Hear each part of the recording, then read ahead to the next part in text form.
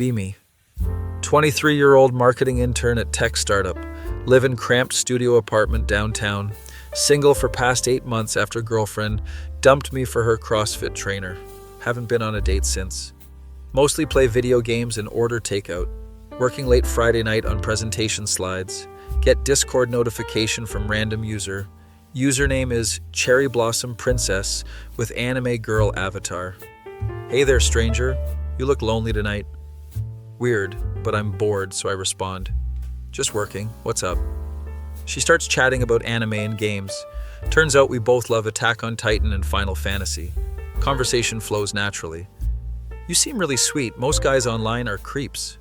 Feeling pretty good about myself. We chat for 3 hours straight. She suggests we voice call tomorrow. I'd love to hear your voice. Go to bed feeling optimistic for first time in months. Saturday afternoon she calls on Discord. Voice is cute. Sounds like she's early 20s. Talks about her day working at coffee shop. Mentions she's studying art at community college. I drew something inspired by our conversation last night. Sends picture of anime-style drawing. It's actually pretty good. Wow, you're really talented. Thanks, babe. I was hoping you'd like it. Babe? We just met yesterday, but okay. Sunday she texts good morning with heart emoji. Hope my boyfriend has a great day at work tomorrow. Boyfriend? When did that happen? But she's sweet, so I play along. Thanks. Have a good day too. Monday at work, my coworker Jake notices I'm in better mood. Dude, you seem different. Did you get laid? Tell him about the girl I've been talking to. Met her on Discord. We've been chatting all weekend. Jake raises eyebrow. You met her in person yet? Not yet, but we're planning to soon. Be careful, man. Could be a catfish. She seems genuine, though. That evening she calls again. Baby, I missed you so much today.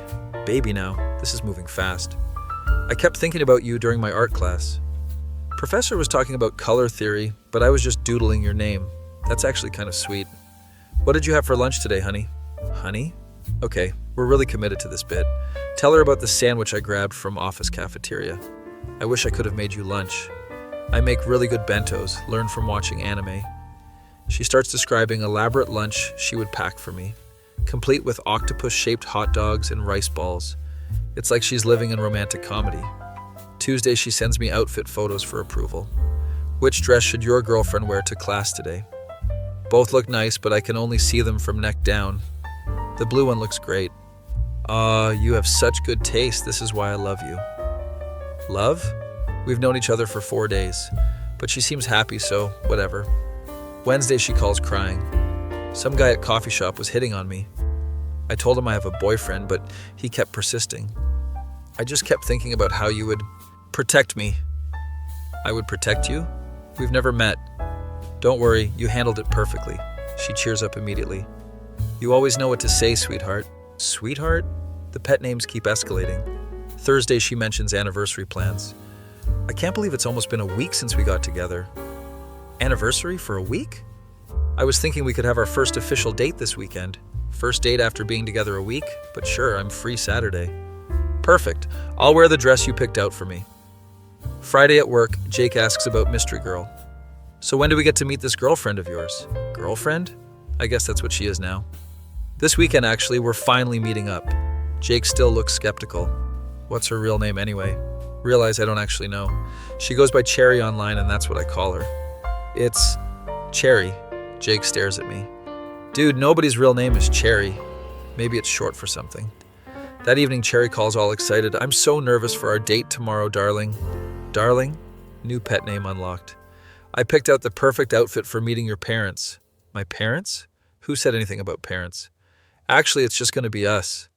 Oh, right. Saving that for our 2nd-month anniversary. 2nd-month anniversary? She's already planning that far ahead. Saturday morning, she texts location for our date. It's a cute cafe in Arts District. I'll be wearing the blue dress and sitting in corner booth. Look for the girl with cherry blossom hair clips. Arrive at cafe 10 minutes early. Scan the room for girl in blue dress. Corner booth has woman who looks mid-30s with pink hair clips. Definitely not early 20s college student. She waves enthusiastically. Honey, over here. Approach cautiously. She jumps up and hugs me tight. I'm so happy to finally meet my boyfriend in person. She's actually pretty, but definitely older than expected. You look different than I imagined. Oh, I know. I look younger in photos. Sit down across from her. She immediately grabs my hand. This is so perfect, just like I pictured our first date. I even ordered for both of us already. Ordered for me? We haven't discussed food preferences. Waiter brings over 2 elaborate coffee drinks. I got you the caramel macchiato. It's your favorite, right? I hate caramel macchiatos. Actually, I prefer regular coffee. Her face falls. But in my story, you love caramel macchiatos. Her story? What story? I mean in my head when I picture us together. You always order the same thing as me. This is getting weird. Try to change subject. So tell me about your art classes. She brightens up immediately. Oh, I'm not actually taking classes right now. But in our relationship, I'm a struggling art student. Our relationship has a script, apparently. I've written out our whole love story already. She pulls out notebook filled with detailed timeline. See, week 1 we meet and fall in love. Week 2 we have our first fight but make up. Week 3 you meet my parents. Month 2 we move in together. She's planned our entire relationship. This is very thorough. I know, right? I've been working on it for months. Months? We just met a week ago. I've been waiting for the perfect guy to play the male lead. Male lead? Like in a movie? And you're absolutely perfect for the role. This woman thinks we're in a romantic comedy. Try to gently redirect conversation. What do you actually do for work? Oh, I work at a bookstore downtown. But for our story, I thought coffee shop sounded more romantic. She's been lying about her job. What about community college? I graduated years ago with business degree. But struggling art student makes for better character development. She's created an entire fictional persona. Look, this is all very creative, but I think there's some confusion. Her eyes widen. What kind of confusion, sweetie? Well, we've only been talking for a week online, and I didn't realize we were in a committed relationship. She looks genuinely shocked, but we talk every day. You call me pet names. You picked out my dress. Of course we're in a relationship. Realize I've been accidentally playing along with her fantasy. I thought we were just being friendly. She starts tearing up. But I told everyone at work about my new boyfriend. I showed them the picture you sent. What picture? I sent her a selfie from work. My coworkers are expecting to meet you at the bookstore. She's told people about me? This is escalating. Maybe we should slow down a bit. Slow down?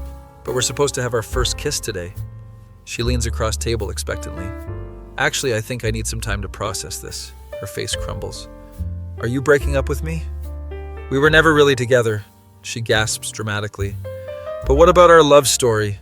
Pulls out phone and shows me elaborate Pinterest board. I've planned our wedding already. There are hundreds of pins, venue photos, dress ideas, cake designs. This is our color scheme, sage green and dusty rose. She's planned our wedding after knowing me for a week. This is moving way too fast for me. She starts crying harder. But I've already written the ending. We get married at Sunset Beach ceremony. Your best man gives speech about how you found true love. We honeymoon in Japan and visit all the anime locations. She's written fan fiction about our life together. Other cafe patrons starting to stare. Please don't make a scene. A scene? This isn't a scene, this is our first fight. She flips through notebook frantically. According to my timeline, we fight about commitment issues. Then you realize you can't live without me. And we make up with passionate kiss in the rain. It's not even cloudy outside. I think I should go. Stand up to leave. She grabs my arm. Wait! You can't leave during Act 2. The male lead never leaves during the conflict. This woman sees everything through romance movie lens. This isn't a movie, this is real life. But it could be our movie. I've already written the sequel, where we have twins. Twins? We haven't even kissed. Managed to extract myself from her grip. I need some space to think. Space? But space is for Act 3. We're only in Act 2 of our love story. Back away slowly. I'll call you later. Promise? Because in Chapter 7 you call and apologize. She's still referencing her notebook. Practically sprint out of cafe, get home and immediately text Jake. Dude, you were right, this girl is insane. She thinks we're living in a romantic comedy. She's planned our entire relationship, including wedding. Jake texts back immediately. Holy crap, man, run. Block her on everything. That's some fatal attraction level crazy. Spend rest of Saturday avoiding my phone. Sunday morning, she's already called 6 times. Voicemails get progressively more dramatic. Darling, where are you? I'm worried sick. Baby, please call me back. We need to talk. Sweetheart, I'm outside your apartment. She's outside my apartment? How does she know where I live? Peek through blinds and see her standing on the sidewalk, holding poster board with "I'm sorry" written in glitter. She's staging a public apology scene. Text Jake for advice. She's outside my place with a sign. "Call the cops, man. That's stalking. Don't want to involve police yet. Maybe I can reason with her. Go downstairs to talk." She immediately drops sign and runs over. "You came, just like in chapter 8. Look, you seem like a nice person, but this is too much." Too much? But grand gestures are romantic. I learned that from watching The Notebook. This isn't The Notebook. This is harassment. She looks confused. Harassment? But I'm just following the script. What script? She shows me her phone. Has detailed notes from dozens of romantic movies. I studied all the best love stories. When Harry Met Sally, You've Got Mail, Sleepless in Seattle. I combined all the best parts for our story.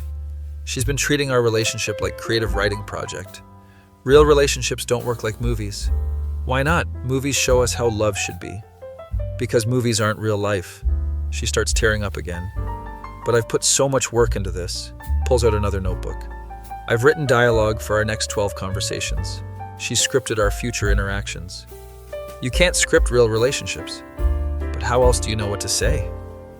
This woman has never had normal relationship. You just talk naturally, be yourself. But myself is boring. Movie characters are so much more interesting. Start to feel bad for her. She's clearly lonely and using fiction to cope. Look, you seem nice, but I can't be in a fake relationship. It's not fake if we both participate. But I never agreed to participate. You've been participating all week. She's got a point there. That was just friendly. Conversation. Friendly conversation doesn't include pet names. And you complimented my outfits. And you said goodnight every evening. Realize I did accidentally encourage this. I was just being polite. Politeness in movies always leads to romance. She's completely unable to separate fiction from reality. I think you should talk to someone professional. Professional? Like a matchmaker? No, like a therapist. Her face falls. Therapists are for people with problems. I don't have problems, I have a love story. At this point, my neighbor comes outside, Mrs. Chen from 3B with her grocery bags. Cherry immediately perks up. "Oh, is this your neighbor? In chapter 9, you introduced me to your neighbors." Mrs. Chen looks confused. Cherry extends hand enthusiastically. "Hi, I'm Cherry, his girlfriend. We're having our first big fight." Mrs. Chen looks at me with concern. "Everything okay here?"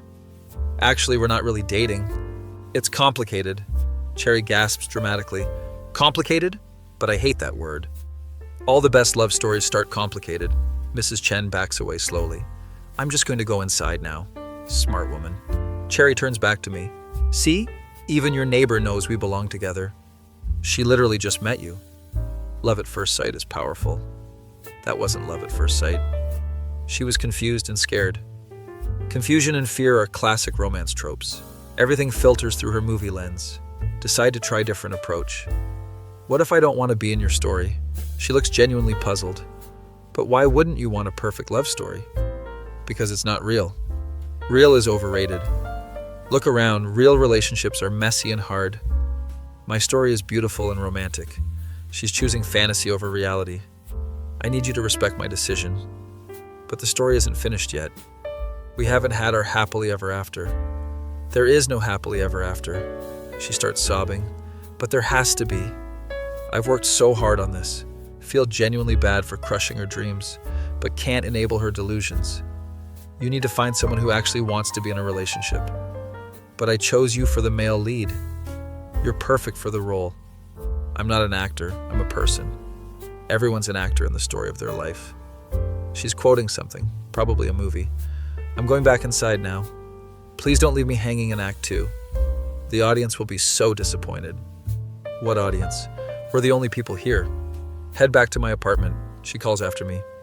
This isn't how it ends in the movies. Exactly, because this isn't a movie. Spend rest of Sunday fielding increasingly desperate calls. Finally block her number. Monday at work, Jake asks how it went. Dude, she's completely delusional. Thinks we're living in a romantic comedy. Has our entire relationship planned out like a screenplay. Jake shakes his head. Some people can't handle reality, man. They create fantasy worlds. Instead, Tuesday I get Instagram DM from a different account. This is Cherry's friend Madison. She's been crying for 2 days straight. You really broke her heart. Feel guilty but also annoyed. I was honest with her from the start. She built up expectations I never agreed to. But she really cares about you. She showed me all the plans she made. The wedding Pinterest board, probably. Caring doesn't give someone the right to script my life. She just wants to be loved. Then she should find someone who actually chooses to love her, not someone she's assigned a role to. Madison stops responding. Wednesday, get friend request from another account. This time it's supposedly Cherry's sister. My sister is heartbroken. She's not eating or sleeping. All she does is rewrite your story. She's still writing about us? She needs to move on. But she's invested so much in this relationship. It was never a real relationship. It was real to her. That's the problem. Block that account too. Thursday, my doorbell rings. Look through peephole and see delivery guy. He's holding huge bouquet of flowers. Card says, from your co-star in love, refuse the delivery. Friday flowers show up at my office. Even bigger bouquet this time. Jake whistles when he sees them. Damn, dude, she's persistent.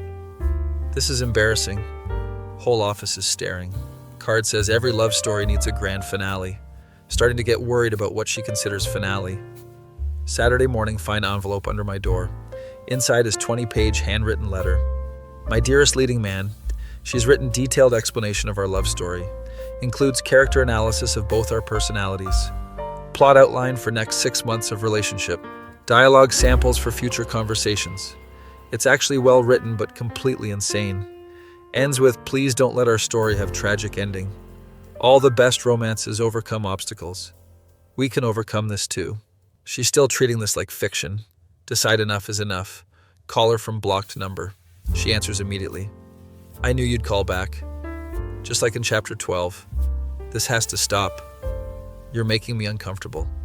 Discomfort is just unresolved sexual tension. No, it's actual discomfort. You're sending flowers to my job. You're writing letters about our fake relationship.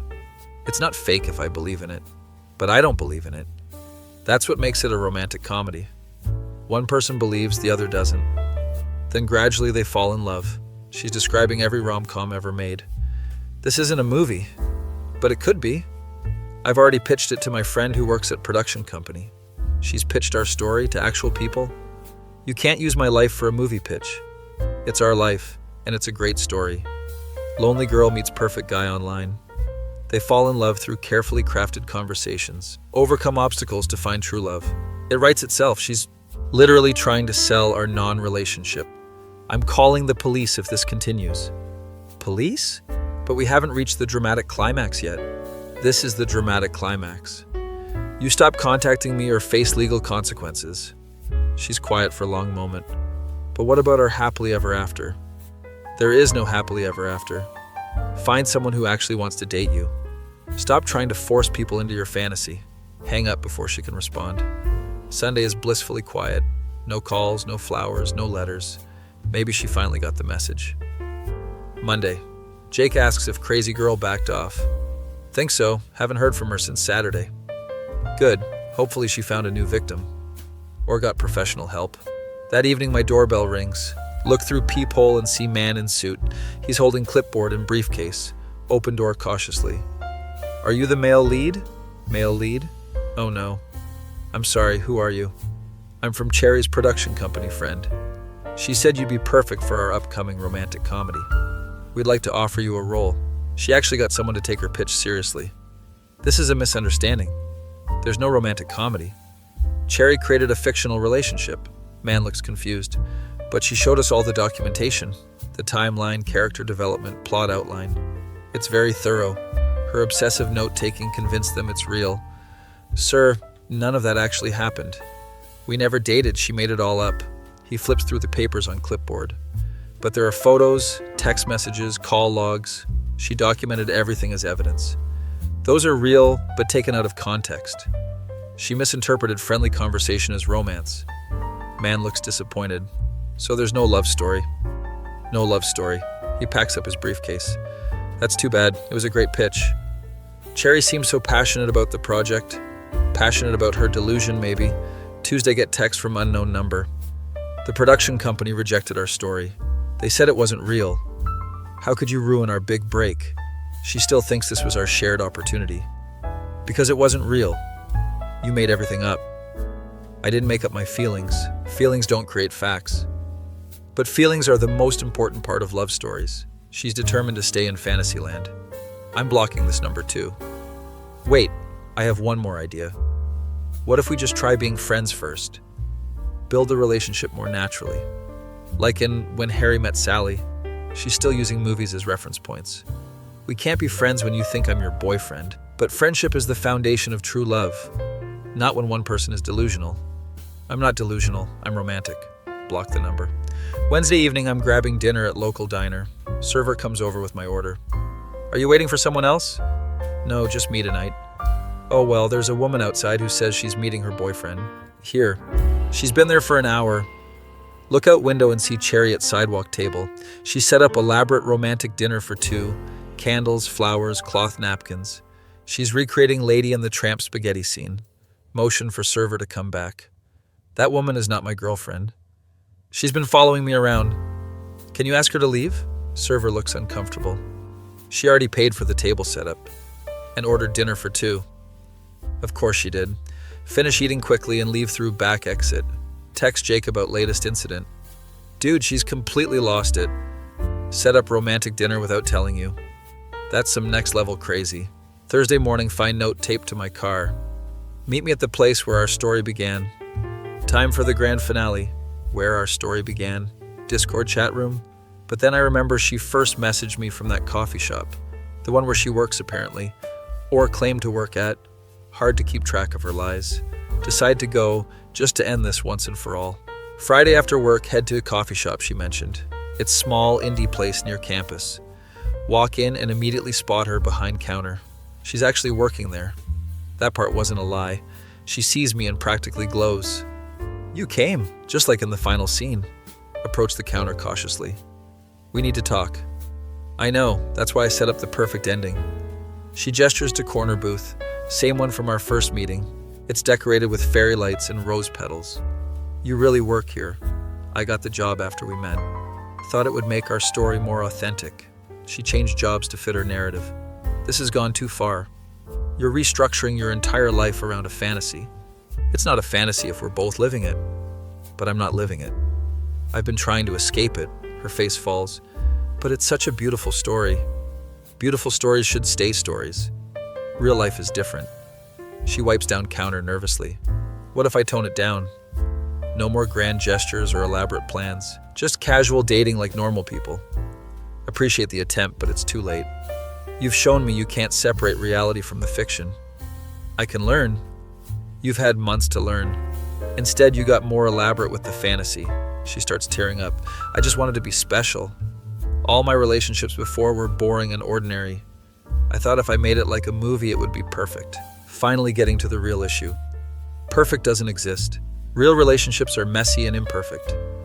But that's what makes them real. She nods, but I can tell she doesn't really understand. So this is really the end. This is really the end. Can I at least get a proper goodbye? Like in the movies. Even at the end, she's referencing movies. Goodbye, Cherry. Hope you find what you're looking for. Walk out of coffee shop for the last time. Saturday, Jake invites me out to celebrate freedom. Dude, you handled that whole situation like a champ.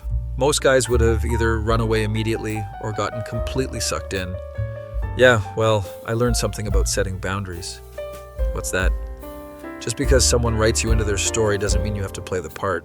Jake raises his beer to not being someone else's fictional boyfriend. We drink to that. Sunday, I'm doing laundry and find the notebook she gave me. Flip through it out of curiosity. It's actually impressive how detailed her planning was. Every conversation mapped out. Every milestone planned to the day. Our first fight, first vacation, first anniversary. She even wrote alternate endings. One where we break up and get back together. One where I move to another city and we do long distance. One where we elope in Vegas. It's like choose your own adventure book. My face when I realize she probably has notebooks like this for multiple guys. Probably cycles through potential leading men until someone plays along. That face when you dodge a bullet and don't even realize it until later. Toss the notebook in trash and get back to real life. No script, no timeline, no predetermined ending. Just regular boring reality. And honestly, it's pretty great. Be me. 25 years old, living in same city I grew up in. Keep having these incredibly vivid dreams about Sophia. She's my ex from 2 years ago. We dated for 8 months, was the most intense relationship I ever had. Broke up badly, haven't spoken since. But these dreams feel so real. Wake up confused thinking she was actually there. First dream happened 3 weeks ago. She was sitting on my couch like nothing happened. Hey stranger, missed me? Wearing that green sundress I always loved. We talked for hours about everything and nothing. Felt so natural, like we never broke up.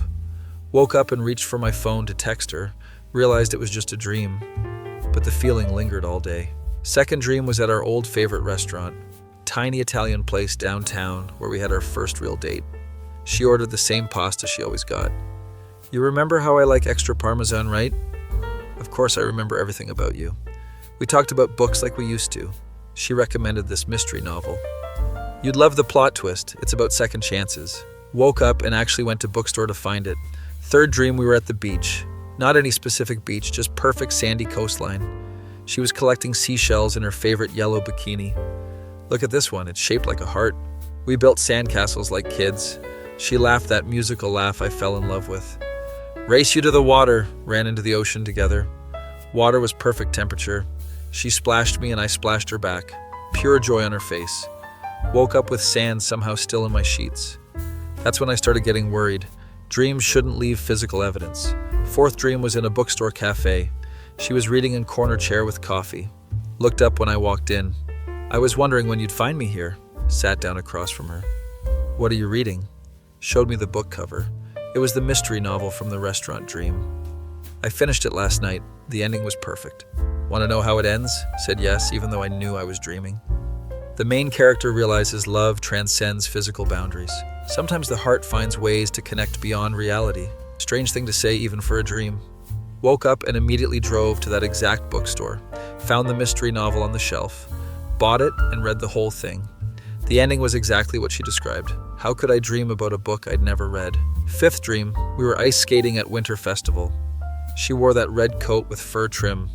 Always said it made her look like Christmas morning. We glided around the rink holding hands. Remember our first winter together? How could I forget? We got hot chocolate and sat by the fire pit. I wish we could stay here forever. Just you and me and the snow falling.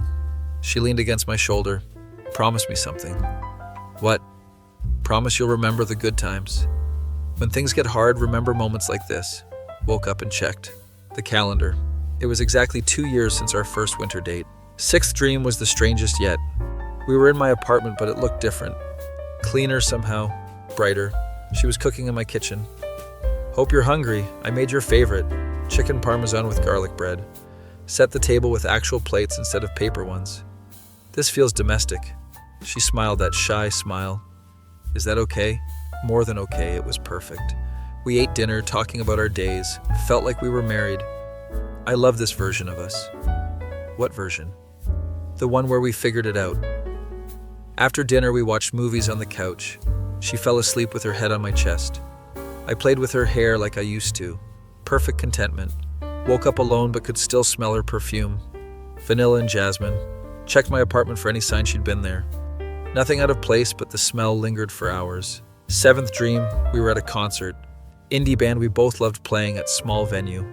She danced like nobody was watching. This song reminds me of us. It was melancholy ballad about lost love. Why does it remind you of us? Because it's about finding beauty in endings. We swayed together during the slow parts, her arms around my neck. Some stories are meant to be temporary.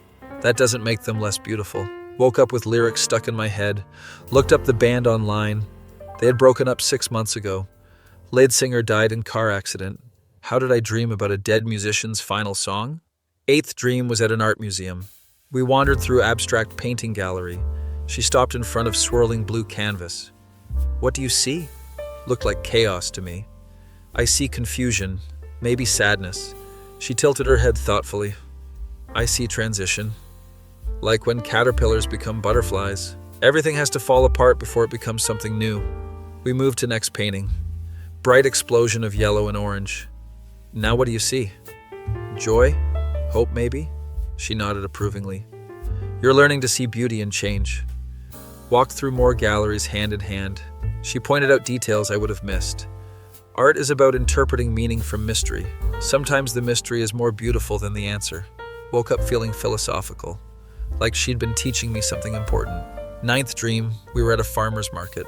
Saturday morning, sun streaming through white tents. She bought flowers from elderly vendor. Sunflowers are my favorite. They always face the light.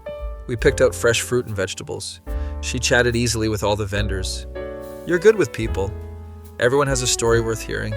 We made lunch with our purchases. Simple salad, but tasted like happiness. This is nice. What? Just being ordinary together. No drama, no complications. Just us being us. She reached across table and squeezed my hand. I love ordinary us. Woke up craving that simplicity. Real relationships were never that easy. Always something to fight about or worry over. But Dream Sophia made everything feel peaceful. 10th dream was at a carnival. Bright lights and cotton candy. We rode the Ferris wheel together. At the top, she pointed to city lights below. Look how small everything looks from up here. All our problems seem tiny from this perspective. Carnival music played faintly in the distance. Want to stay up here forever? Can we? She laughed softly. Nothing lasts forever. But some moments are worth holding on to. Ferris wheel started moving again. As we descended, she got quieter. Sometimes you have to let go to truly appreciate what you had. Woke up feeling melancholy, like she was preparing me for something. 11th dream, we were hiking mountain trail. Autumn leaves crunching under our feet. She wore hiking boots and carried small backpack. Race you to the summit. We climbed together, stopping to rest on fallen logs. I forgot how much I missed the outdoors. When did we stop doing things like this? Couldn't remember exactly when hiking stopped. Probably when fights became more frequent. Reached the top as sun was setting. View was spectacular. Rolling hills painted in orange and gold. Worth the climb? Definitely. We sat on rocky outcrop watching sunset. I need to tell you something. My heart sped up. What? She was quiet for a long moment. I'm proud of you. For what? For becoming who you needed to become. I wasn't ready before. Ready for what? To love someone completely without losing myself. To be vulnerable without being desperate. To appreciate what we had without clinging to what we lost. Woke up feeling like she'd given me permission for something. 12th dream was the most vivid yet. We were back at the coffee shop where we first met. She sat at the same corner table, reading same book she was reading that day. Fancy meeting you here, sat down across from her. Do you come here often? She laughed at the cheesy pickup line. Only when I'm waiting for someone special. We ordered the same drinks as our first date. Her lavender latte, my black coffee. Do you ever wonder what would have happened? What do you mean? If we'd met at different time. When we were both ready. Thought about it seriously. Maybe we would have made it. Maybe. Or maybe we were exactly what each other needed at the time. Even if it wasn't forever. She reached across and touched my hand. Her fingers felt ice cold. You taught me how to love deeply. You taught me what I want in a partner. That's not nothing. Tears started forming in her eyes. I have to go soon. Go where? Just go. But I don't want you to leave. I know. But some chapters have to end for new ones to begin. She stood up and kissed my forehead. Thank you for loving me the way you did. Even when it was hard. Especially when it was hard. Walked away without looking back. I tried to follow, but my legs wouldn't move. Woke up with tears on my pillow. That was 3 days ago. Haven't dreamed about her since. Keep waiting for another dream, but nothing comes. Sleep feels empty now. Regular dreams about work stress and random nonsense. Miss the vivid conversations and perfect moments. Miss feeling connected to her again, even if it was just in my head. Yesterday my mom called. How are you doing, honey? Fine, just tired lately.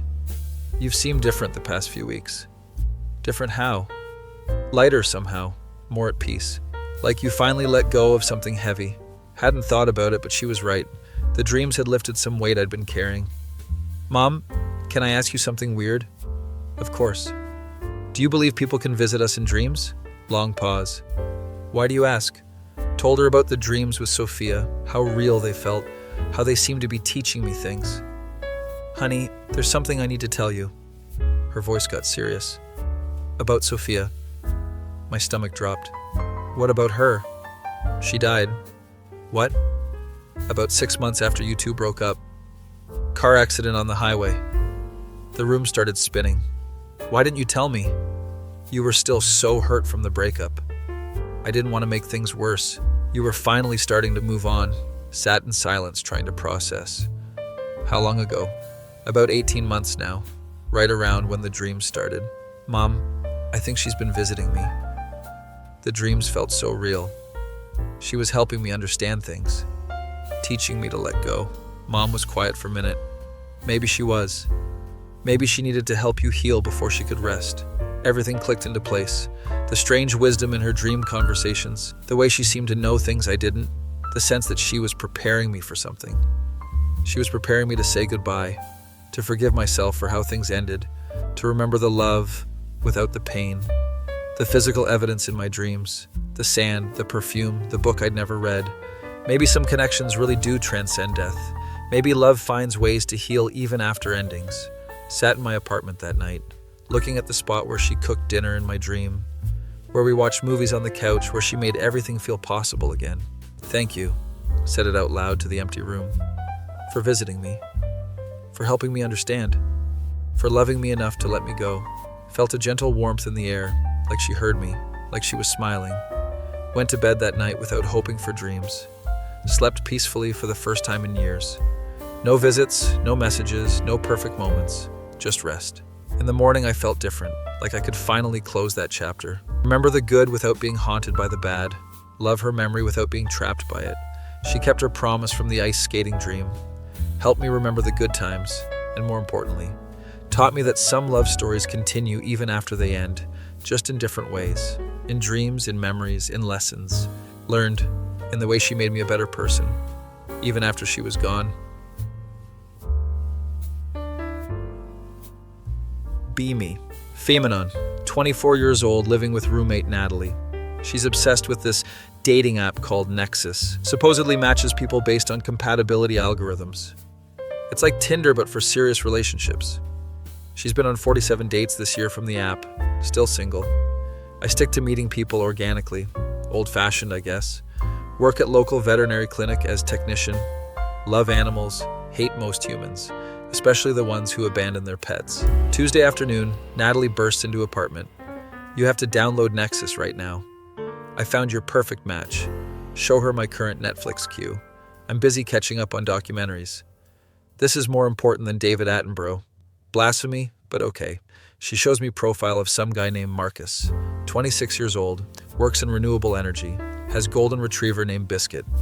Look at his answers to the compatibility questions, scrolls through his responses. Favorite movie, Princess Mononoke. Ideal first date, hiking with dogs. Biggest fear, climate change. Pet peeve, people who don't return shopping carts. He's literally perfect for you.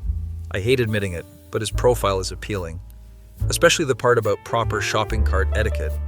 Fine, I'll make a profile. Spend 2 hours answering personality questions. What's your communication style? How do you handle conflict? What matters most in relationships? Upload photos that don't make me look desperate. Me hiking, me with clinic animals, me reading at coffee shop. Submit profile and immediately regret it. Within 10 minutes I have 15 matches. Apparently being a veterinary technician is attractive. Or maybe it's the photos with puppies. Scan through matches looking for Marcus. He's third one down. Already sent opening message. Hey, saw you work at Paws and Claws Clinic. My dog Biscuit goes there for checkups. Dr. Richardson always mentions the amazing tech staff. Wait, Dr. Richardson is my boss. This guy actually brings his dog to our clinic. How did I never notice him? Message him back. Which appointment times? I might have met Biscuit. Usually Tuesday afternoons around 3 p.m. Tuesday afternoons, I'm always in surgery with Dr. Richardson. Explains why our paths never crossed. Biscuit is the golden retriever who tries to eat the scale. That's him, you remember. Of course I remember. That dog is adorable but absolutely chaotic. Knocked over 3 displays last visit. He's a character. How long have you had him? Rescued him 2 years ago from the shelter. He was supposed to be temporary foster, but he grew on me. Foster fail stories always get me. We text back and forth for an hour. Conversation flows easily. He's funny without trying too hard. Asks thoughtful questions about my work. Want to meet up this weekend? Biscuit has been asking about his favorite vet tech. Smooth incorporating the dog. Agree to meet Saturday at dog park. Neutral territory with built-in entertainment. Saturday morning, I'm nervous as hell. Try on 4 different hiking outfits. Settle on practical but flattering. Arrive at dog park 10 minutes early. Scan for golden retriever and attractive owner. Spot them by the tennis ball area. Marcus looks exactly like his photos. Tall, brown hair, kind eyes, wearing flannel shirt and hiking boots. Biscuit sees me approaching and goes crazy, tail wagging so hard his whole body shakes. I think he remembers you. Marcus has nice smile. Genuine, not practiced like most dating app guys. Hey Biscuit, good to see you outside the clinic. Dog immediately jumps up for pets. Sorry, he has no manners. It's fine, I prefer enthusiastic greetings. We walk around the park while Biscuit explores. Marcus tells me about his job. Works for company installing solar panels. Not glamorous, but feels good helping environment. I tell him about clinic life. Emergency surgeries, difficult pet parents, heartbreaking cases. Must be emotionally draining. Worth it when you save a life. He gets it without me having to explain. Biscuit finds stick and brings it to me. He's choosing you over me, that's never happened. Throw stick and watch dog chase it. Animals are good judges of character. What's his verdict on me? Still pending, he's thorough in his evaluations. Marcus laughs at that. We sit on bench while Biscuit socializes with other dogs. Can I ask you something? Sure. Do you find dating apps weird? Like we're shopping for humans? Finally, someone who gets it. Yes, it feels so artificial. Reducing people to statistics and photos. But here we are. Comfortable silence watching dogs play. At least we have canine supervision. Biscuit approves this date is going well. Spend 3 hours at the park. Conversation never lags. He walks me to my car. I had a really good time. Me too. Want to do this again? Definitely. He doesn't try to kiss me. Just warm hug goodbye. Biscuit gives me farewell licks. Drive home feeling optimistic. Natalie is waiting with interrogation questions. How did it go? Tell me everything. It was nice, really nice. Nice? That's it? He's genuine, funny, loves his dog. Sounds boring. Not boring, comfortable. She makes disgusted face. Comfortable is relationship death. Where's the passion, the drama? Maybe I don't want drama. Maybe I want someone who returns shopping carts. Tuesday I'm working afternoon shift. Marcus texts around 2 p.m. Biscuit has appointment today. See you there? I'll be in surgery, but say hi to Dr. Richardson. Hour later, Dr. Richardson comes into surgery prep. Your boyfriend is here with his dog. He's not my boyfriend. Yet. Dr. Richardson is a 60-year-old man who thinks he's a matchmaker. Nice young man, talks about you constantly. You've met him once. He asks specifically about your schedule. Whether you're single, what you like to do. I may have mentioned your hiking hobby. Of course he did. Finish surgery and clean up. Marcus is still in waiting room filling out forms. Biscuit spots me and goes ballistic. Someone's excited to see his girlfriend. We're not dating. Yet, Marcus grins. How did surgery go? Routine spay, nothing dramatic. Want to grab coffee after work? If you don't mind waiting 45 minutes. Biscuit and I will entertain ourselves. They wait in parking lot playing fetch. I watch through the window between patients. Marcus throws tennis ball patiently. Picks up after his dog without being asked. Green flag behavior. Finish work and meet them outside.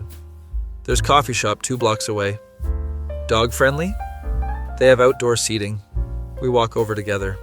Biscuit trots between us like he owns both of us. Coffee shop is busy, but we find corner table.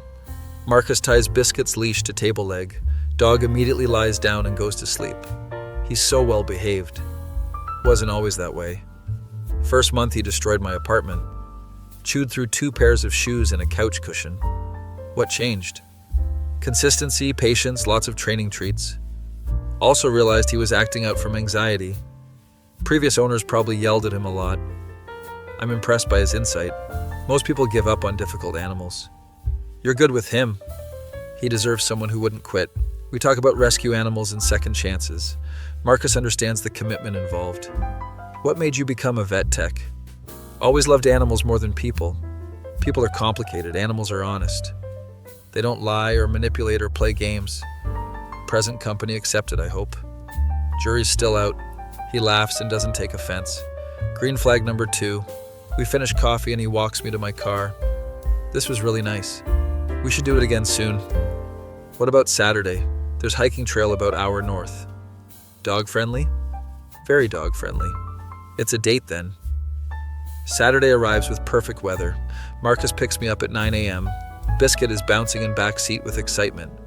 He knows we're going somewhere fun. How can you tell? He has different energy levels for different activities.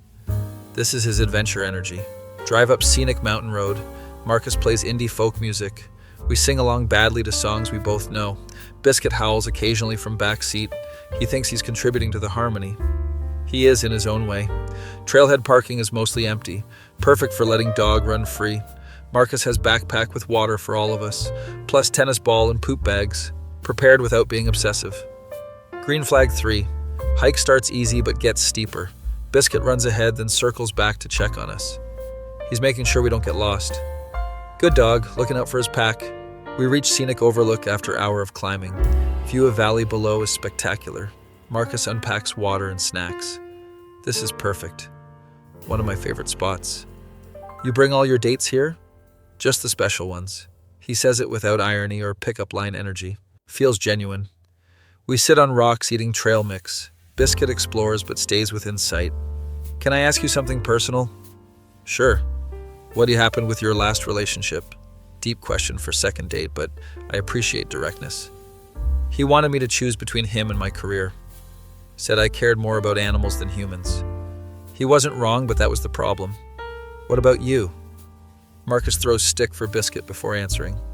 She thought having a dog was childish. Said I needed to grow up and get serious about life. Biscuit was apparently holding me back. That's ridiculous.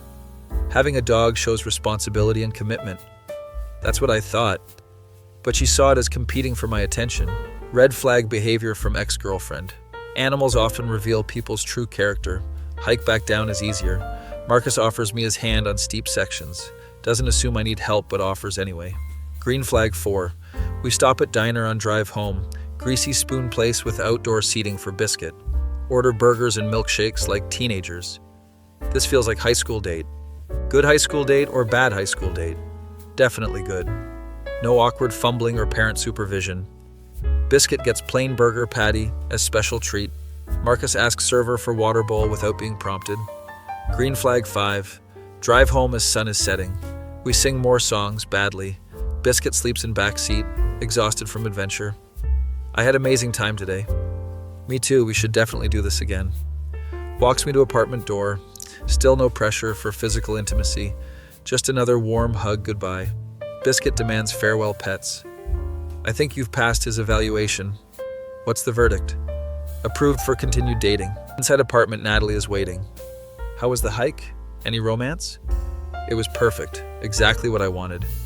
But did you guys make out? No, we're taking things slow. She looks horrified. Slow? You've been on 2 dates. Quality over speed.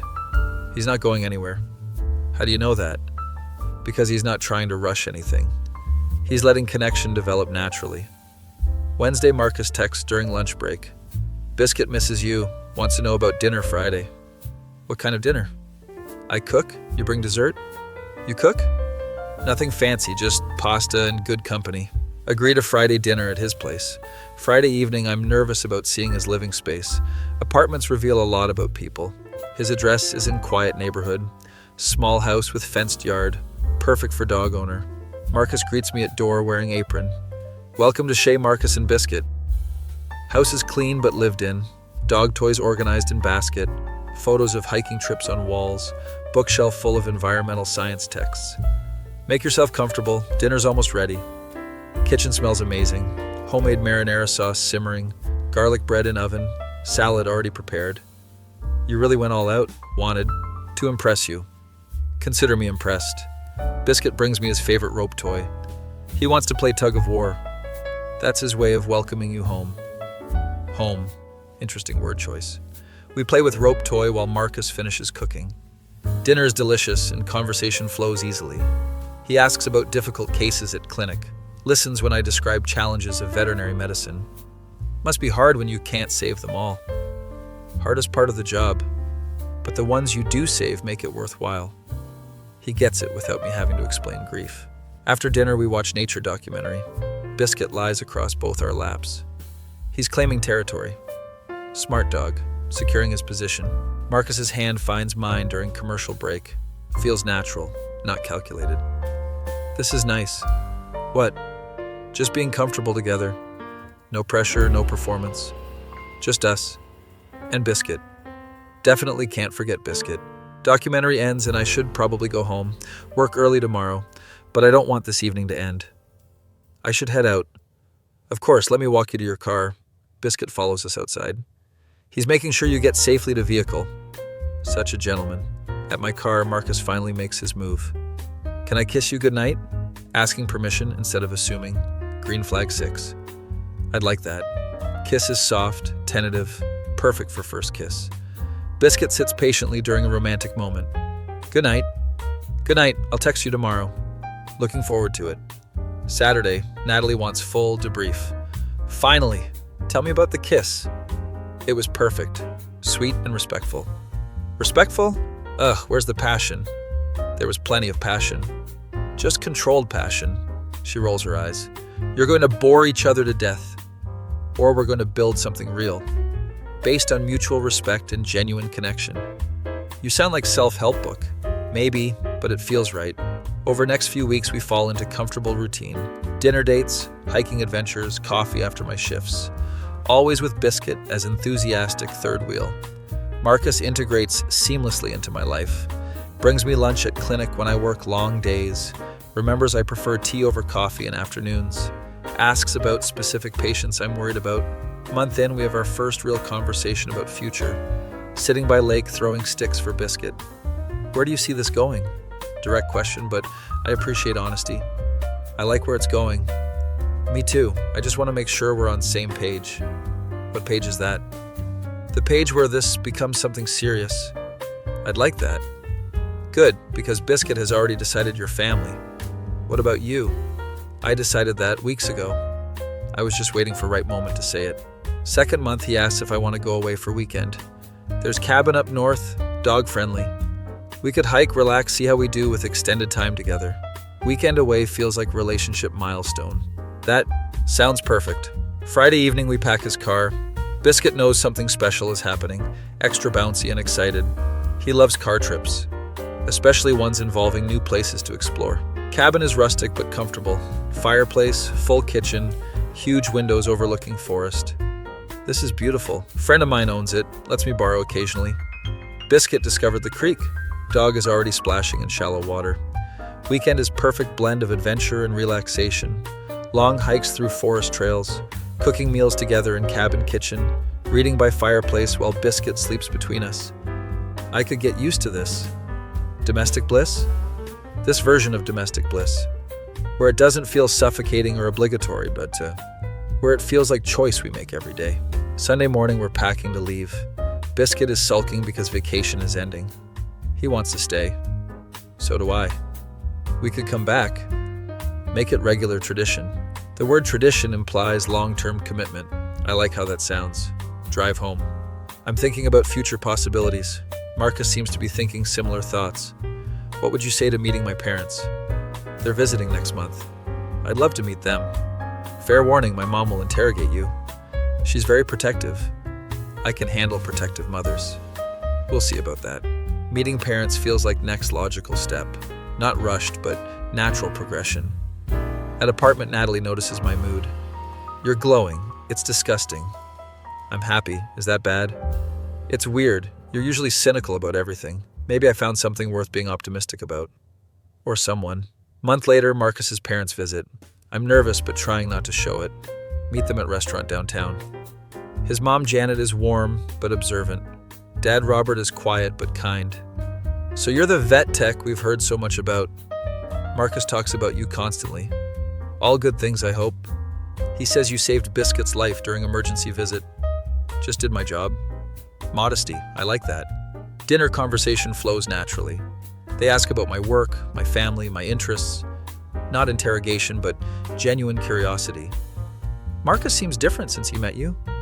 Different how? Happier, more settled? Like he found what he was looking for. After dinner, we walk to dog park. Biscuit performs all his best tricks. Show off. Parents clearly approve of the relationship. You're good for him, Janet tells me quietly. And he's good for you too. I can see it in how you look at each other. Driving home, Marcus asks how I think it went. They're wonderful. I can see where you get your kindness. They loved you? Mom texted me 3 heart emojis. That's her highest rating. 6 months in, we start talking about moving in together. My lease is up in 2 months. We could look for a place with better yard for Biscuit. Are you sure you're ready for that? Living together is a big step. I'm ready if you are. We practically live together already. You have drawer at my place, I have stuff at yours. Might as well make it official. Apartment hunting with dog is challenging. Many places don't allow pets. Finally find perfect duplex with fenced yard. Biscuit approves. Dog is already marking territory in backyard. I think that's a yes. Moving in together feels natural. Our stuff blends easily. We establish routines without friction. Morning walks with Biscuit, evening cooking together, weekend adventures exploring new trails. This is easier than I expected. What did you expect? More adjustment period, more compromise. Maybe we're just compatible. Maybe the app actually worked. Year in Marcus surprises me with weekend at same cabin. Anniversary trip. Has it really been a year? Best year of my life. Mine too. Friday evening at cabin, he seems nervous, keeps checking his pocket. Biscuit is picking up on the energy, more attentive than usual. Want to walk down to the creek? Before it gets dark? Sunset walk sounds perfect. We follow familiar trail to water's edge. Biscuit runs ahead to investigate interesting smells. This is where it all started. What do you mean? This is where I knew. Knew what? That I wanted to spend my life with you. My heart starts racing. He gets down on one knee, pulls small velvet box from the pocket. Will you marry me? Ring is perfect. Simple solitaire, exactly what I would have chosen. Yes, absolutely yes. He slips ring on my finger with shaking hands. Biscuit runs over to investigate commotion. Sees us hugging and starts barking with excitement. I think he approves. He helped pick out the ring. Seriously? I brought him to jewelry store. He barked at all the wrong ones. Only stayed quiet for this one. Of course, Biscuit was part of proposal planning.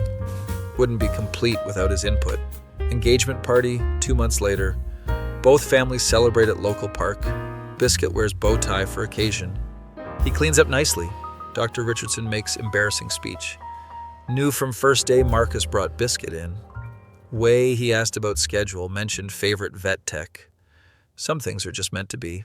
Natalie finally admits she was wrong. Okay, fine, boring turned out to be perfect. You two are disgustingly happy. I'm genuinely happy for you. Even if you make me feel like relationship failure. Wedding planning is surprisingly stress-free. We agree on everything important. Small ceremony, outdoor reception, dogs welcome. Biscuit is obviously best man. Obviously, though he might upstage everyone. That's what best men do. Wedding day arrives with perfect weather. Ceremony in park where we had first date. Biscuit walks down aisle carrying rings. Crowd awes appropriately. Vows are simple but heartfelt. You taught me that love doesn't have to be complicated. That the best relationships feel like coming home. I choose you today and every day after. Marcus's vows make me cry.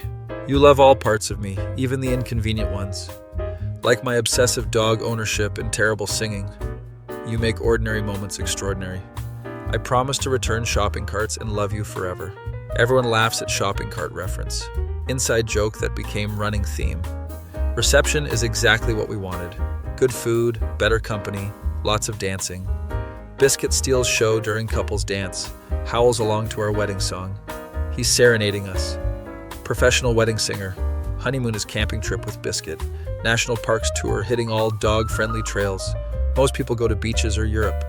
Most people don't have canine travel companion. This is perfect for us. Year into marriage, we buy house. Bigger yard, space for Biscuit to run. Extra bedroom for future possibilities. Thinking ahead? Maybe someday. When we're ready. No pressure, just quiet hope. Biscuit christens new house by digging hole in garden. He's helping with landscaping. Very helpful, he's an artist. Settle into married life easily. Work schedules, shared chores, weekend adventures. Everything feels natural and right. I can't imagine life without you. Or without Biscuit. Definitely can't forget Biscuit. Dog is sleeping between us as usual. He thinks he's people. He is people, the best people we know. 2 years married, we start trying for human baby. Biscuit needs sibling. Think he'll be jealous? He'll be protective big brother, teaching baby important skills like fetch and loyalty. Pregnancy announcement includes Biscuit. Photo of him wearing big brother bandana. Families are thrilled. Perfect timing. Baby will grow up with best dog uncle. Biscuit seems to sense something different, more protective, stays closer to me. He knows. Dogs always know before humans do. Pregnancy is smooth. Biscuit is constant companion.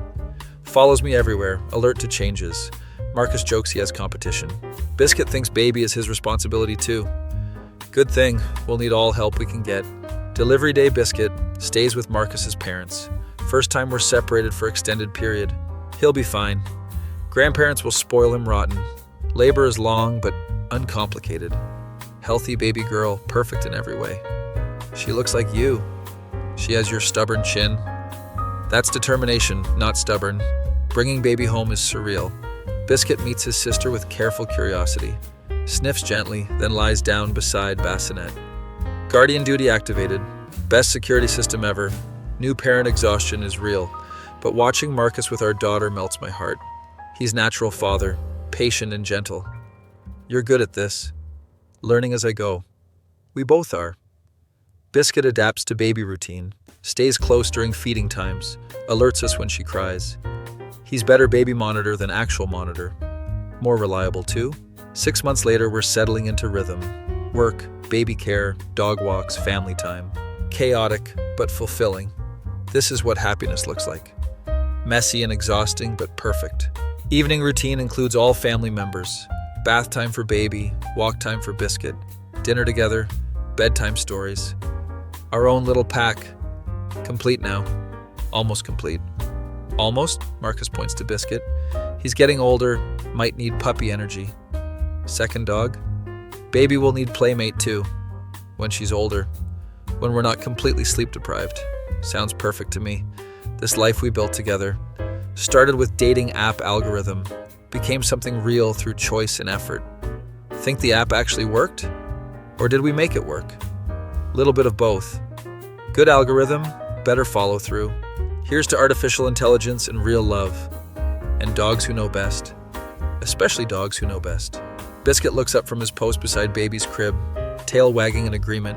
He knew from beginning we belonged together. Sometimes the best matchmakers have 4 legs.